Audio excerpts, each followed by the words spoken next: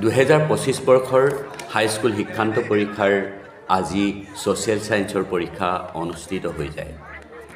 আজিৰ ছ'চিয়েল ছায়েন্সৰ পৰীক্ষাৰ প্ৰশ্নকাকতৰ প্ৰশ্নসমূহ নিউ কুৱেশ্যন পেটাৰ্নেৰে প্ৰস্তুত কৰাৰ কাৰণে পৰীক্ষাৰ্থীসকলৰ বাবে যথেষ্ট কঠিন আছিল হয়তো, যিহেতু তেওঁলোকে প্ৰথমবাৰৰ বাবে নিউ কুৱেশ্যন পেটাৰ্নেৰে প্ৰস্তুত কৰা প্ৰশ্নকাকতৰ পৰীক্ষাত অৱতীৰ্ণ হৈছিল।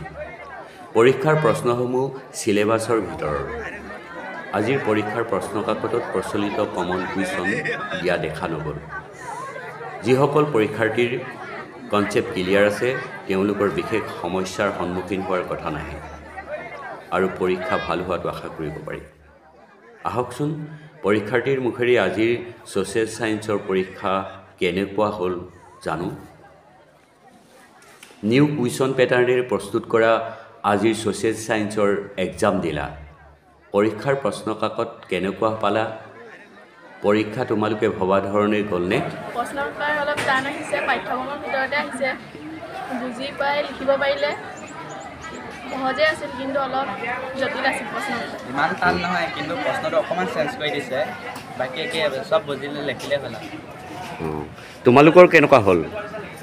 ভালে হৈছে। অলপ টান আহিছে, চিলেবাছৰ ভিতৰে আহিছে বাৰু। তোমালোকৰ কেনেকুৱা হ'ল পৰীক্ষা? ভালে হৈছে বাৰু। আৰু কনচেপ্টটো ক্লিয়াৰ কৰিছে তেওঁলোকৰ কাৰণে খুব ভাল হৈছে। ভাল আমাৰ ইমান এইখিনি মানে ভাল হৈছে আৰু।